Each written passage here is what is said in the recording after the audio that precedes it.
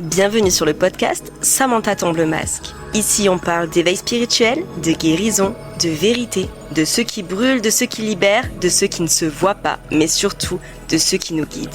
Je suis Samantha, énergéticienne, mentor et femme en chemin. Je suis là pour te parler sans filtre, te parler d'âme et te parler de toi. Tu veux te réveiller, te libérer de tes blessures, tomber les masques que le monde t'a collés. Alors tu es au bon endroit. Respire, tu n'as plus rien à prouver et surtout, tu as tout à ressentir.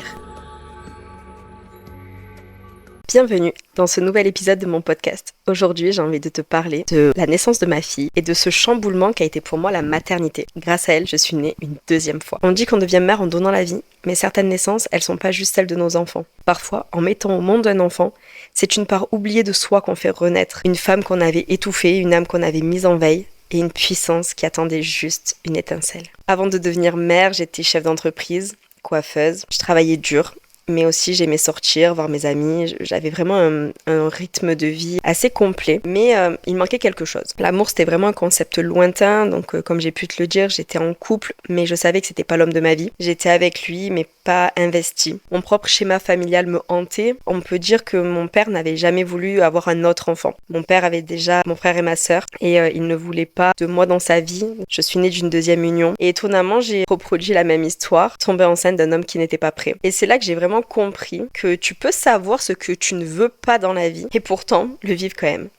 Parce que les blessures, les loyautés inconscientes, les silences familiaux, tout ça, ça n'a pas besoin de ton consentement pour venir se rejouer en boucle et en boucle. Quand j'ai appris que j'étais enceinte, j'ai ressenti un tsunami intérieur. Vraiment, il y a eu un avant-après. J'ai tout de suite voulu une grossesse et un accouchement le plus naturel possible. J'ai été accompagnée par des sages-femmes exceptionnelles. Tout était même prévu pour que j'accouche à la maison. C'était quelque chose qui me tenait à cœur. J'étais prête, j'avais pas peur, pas de doute. Juste vraiment, j'attendais qu'une chose, c'était de rencontrer ma fille et de rencontrer cette nouvelle âme qui allait agrandir la famille. Mon corps, je l'ai aimé pendant cette grossesse, malgré la fatigue, les douleurs. J'ai eu beaucoup de contractions. Mais il était là au service de la vie et il était vraiment... c'était une machine de guerre. Cette grossesse, elle m'a obligée à ralentir. J'ai dû vraiment lever le pied au niveau du travail. Et j'ai vraiment aussi été à l'écoute de mes ressentis, de mes émotions. J'ai compris que je voulais être un pilier pour elle, un repère. Je cherchais pas à être la mère parfaite. Je voulais être une femme repère où qu'elle puisse se dire, ok, si elle est capable de le faire, si elle a surmonté tout ça, je peux tout faire dans la vie. Et là, il y a une décision qui s'est prise, mais en moi comme une évidence. Je ne vivrai plus jamais comme avant. Donc mon accouchement a été très difficile pour moi. Ça a été vraiment un effondrement, mais aussi une renaissance. Il a duré 3 jours. J'ai fissuré la poche des os le dimanche matin et ma fille est née le mercredi matin. Donc cet accouchement-là, je l'ai débuté à la maison, puis en ayant une fissure, on ne peut pas rester plus de 24 heures à la maison, il faut être transféré à l'hôpital. Donc ma sage-femme me dit que je suis transférée à l'hôpital. Et là, en fait, mon accouchement idyllique s'effondre et je me dis, ok, allez, plan B, accouchement physio à l'hôpital, tu peux le faire. Je fais tout pour garder cet accouchement physio. Je me suis battue contre le déclenchement obligatoire passé les 24 heures parce que je sais que sur d'autres hôpitaux, ils font le déclenchement au bout de 48 heures. Donc j'ai réussi à négocier. Donc j'arrive, on me déclenche pas, on attend 24 heures de plus. À la base, je suis censée rentrer à l'hôpital pour une prise d'antibiotiques que je n'aurai jamais. Je suis aussi contre la péridurale. Je tiens. Même l'équipe médicale me dit mais vous gérez super bien les contractions. Vraiment, j'ai aucune douleur, aucune gêne. Voilà, pour moi c'est désagréable, mais je pense qu'en ayant une endométriose, je connais bien la douleur des règles. Pour moi, l'accouchement, ça a été assez facile de ce côté-là. Vraiment, l'équipe de jour a été incroyable avec moi. J'ai eu le mardi toute la journée vraiment une équipe exceptionnelle. Et puis là, l'équipe de nuit arrive et l'équipe de jour vient me dire bon ben on s'en va, bon courage pour cette nuit. Et en fait, le bon courage, il a pris tout son sens quand l'équipe de nuit est arrivée et que de suite on m'a auscultée et que je suis partie en césarienne. Mais en fait, tout a basculé sans que je le comprenne parce que sur le coup, la personne me dit vous avez compris ce qu'on va vous faire. Et en fait, pour moi, non, les mots clairs n'ont pas été prononcés. On ne m'a pas regardé en me disant ben voilà madame, on vous emmène en césarienne parce que le travail avance pas comme on voudrait. Vous êtes pratiquement dilaté à 10, mais il y a ce qu'on appelle un bourrelet de colle. Puis votre fille n'est pas positionnée correctement, elle regarde le ciel au lieu de regarder en bas. Tout ça, on me l'a pas dit clairement en me regardant dans les yeux en fait. Et ça a été très dur. Parce que pour moi, ça a été un accouchement qui a été brutal et très difficile à vivre. À ce moment-là, en fait, quand on m'emmène pour la césarienne, je m'éteins. Ma mère m'a dit, l'étincelle de ton regard est partie et t'étais plus là. Et je voulais pas être là. Je voulais pas vivre ça. Je voulais pas vivre cette césarienne et cet accouchement. Mon corps est là, lui, mais mon âme, elle s'est vraiment barrée très loin pour pas avoir à subir ça. J'ai vécu vraiment cet effondrement intérieur, mais d'une violence. Ça a été très très dur pour moi parce que je me suis pas sentie accompagnée correctement. Même ma mère me l'a dit, hein, j'ai eu peur de te perdre à ce moment-là parce que je t'ai senti t'éteindre. Et en fait, dès que j'ai entendu son cri, dès que j'ai entendu ma fille, là, je suis revenue à moi. Et en fait, tout a changé. Elle venait de naître et je pense que, au final, moi aussi, je suis née à ce moment-là. Vraiment une renaissance. J'ai fait une grosse dépression suite à cet accouchement. Ça a été très dur pour moi. J'ai demandé à quitter l'hôpital très vite. Donc malgré ma césarienne, je me suis levée de suite, je suis allée aux toilettes de suite. J'ai fait en sorte d'être forte pour sortir très très vite. Je ne voulais absolument pas rester là. Je voulais juste rentrer chez moi avec ma fille et retrouver la chaleur de notre maison. Je me suis battue grâce à mes sages-femmes pour pouvoir avoir des soins à la maison. Donc comme je devais accoucher à la maison à la base, du coup mes sages-femmes étaient prêtes à m'accompagner sur ce post-accouchement. Ça a été un accompagnement différent de ce qui était prévu. Mais elles ont été là, pleines de douceur, de bienveillance. Je vais essayer de reprendre mes esprits. Je remercie de tout cœur Camille et Laure qui ont été vraiment deux âmes exceptionnelles, qui le sont toujours d'ailleurs, hein, parce que c'est toujours mes sages-femmes. Et en fait, je sais qu'aujourd'hui, c'est aussi grâce à elles que j'ai surmonté tout ça. Là, j'ai décidé de tomber le masque et du coup, j'en parle à cœur ouvert et du coup, j'ai accepté de faire remonter l'émotion. Mais c'est vrai que j'arrive aujourd'hui à en parler sans pleurer, ce qui était impossible à une époque. Je ne pouvais même pas prononcer le mot accouchement sans pleurer. C'était juste impossible pour moi.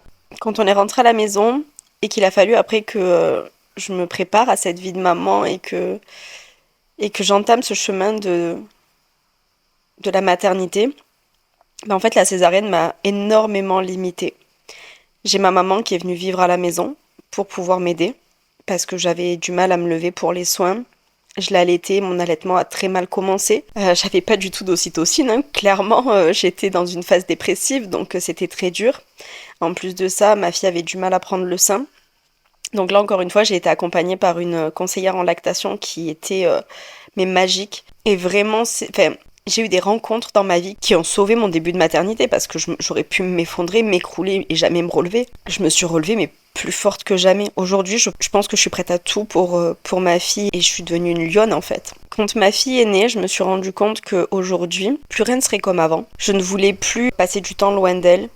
Il a fallu que je reprenne le travail et quand j'ai repris le travail, ça a été très dur pour moi de la laisser, de voir que c'était d'autres personnes qui s'occupaient d'elle alors que c'était mon rôle de maman. Ça a été très dur. Il y a vraiment eu toute cette période où je me suis dit ok.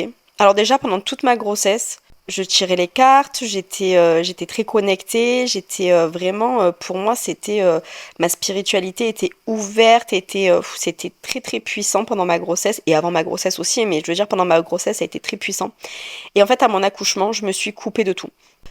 Suite à mon accouchement, en fait, je me suis dit l'univers est contre moi. Ok, la seule chose que je voulais, c'était un accouchement le plus naturel possible, ça finit en césarienne. Et en fait, je me suis dit, ok, tout ça, je veux plus en entendre parler. J'ai fait un rejet de tout ce qui était spiritualité, ouverture, connexion. Et en fait, je n'étais plus connectée à rien. Je pouvais plus tirer les cartes, je pouvais plus me servir du pendule. Vraiment, j'ai fait un rejet, une fermeture totale. Ça a été une période très compliquée pour moi, où j'étais dans le déni de tout ça. Parce que pour moi, j'avais été abandonnée par l'univers à ce moment-là, pendant le moment le plus important dans ma vie. Et comme j'avais été abandonnée, je voulais plus du tout être connectée. Parce que pour moi, non en fait.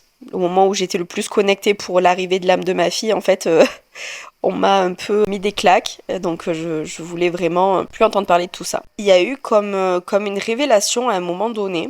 J'ai eu les bonnes rencontres au bon moment. Tout cet invisible s'est reconnecté, mais c'est reconnecté en version encore plus puissante, en mode ok, là t'as passé ta leçon, t'as validé en fait ce niveau-là, et maintenant il va t'arriver que des trucs grandioses quoi. Et en fait là ma vie elle a changé complètement, tout a basculé.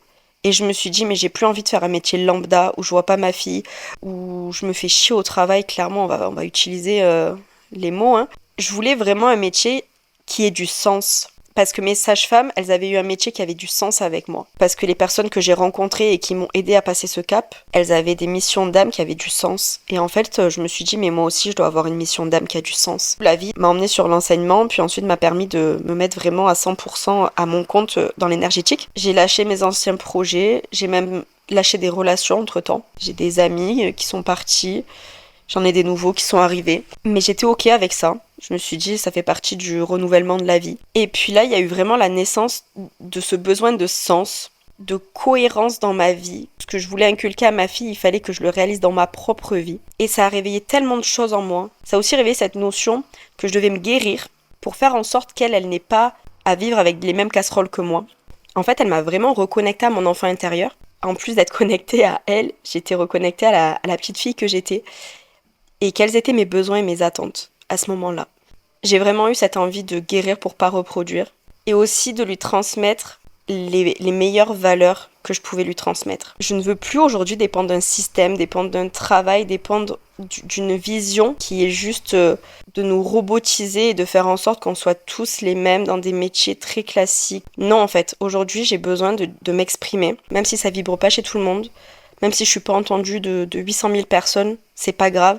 En fait, c'est juste ce besoin d'exprimer le fait qu'aujourd'hui, on travaille pour vivre. Et en fait, c'est plus possible d'être dans cette notion de travailler dans un métier qui nous épuise, qu'on déteste. On déteste les gens avec qui on travaille. On déteste notre travail, juste pour survivre. Et pour avoir 5 semaines de congé par an. Et pas voir nos enfants grandir. Et en fait, je me suis dit, c'est pas la vie que je veux. C'est pas cette vie-là que je veux mener.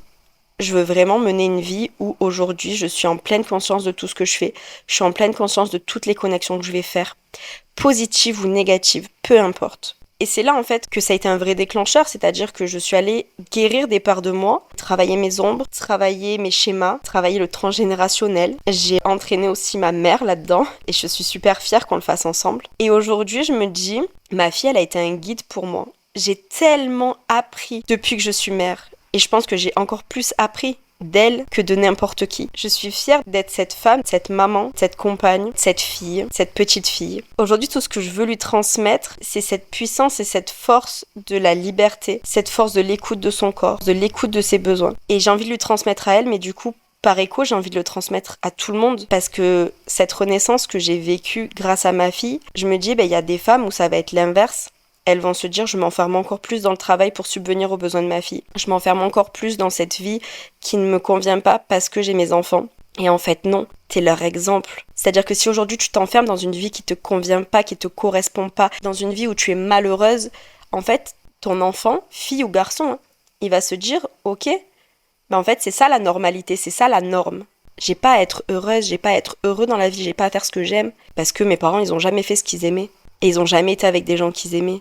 Ils préféraient se disputer, ils préféraient se crier dessus, ils préféraient carrément parfois s'éviter dans la maison. Et ça, c'est vraiment l'opposé de ce qu'il faut faire. Il faut porter ses choix, porter ses décisions, porter ce besoin viscéral de vouloir faire en sorte que la vie soit belle, soit douce, soit paisible. On mérite tous une vie de paix. Cette vie sans prise de tête, sans chichi, sans dispute constante, juste en fait la paix, le bonheur et cette liberté. Et ça, on peut l'atteindre avec n'importe quel objectif de vie. On n'a pas besoin d'être chef d'entreprise pour atteindre cette liberté et cette paix. On peut être salarié, mais pour ça, il faut être entouré d'une équipe qu'on apprécie. Il faut savoir dire, ok, ce travail ne me convient plus, je vais en trouver un autre. Savoir aller dire à ses supérieurs, là, vous faites un travail de merde. Aujourd'hui, remettez-vous en question parce que vous allez couler votre entreprise et moi, dans tous les cas, je coulerai pas avec, je me casse.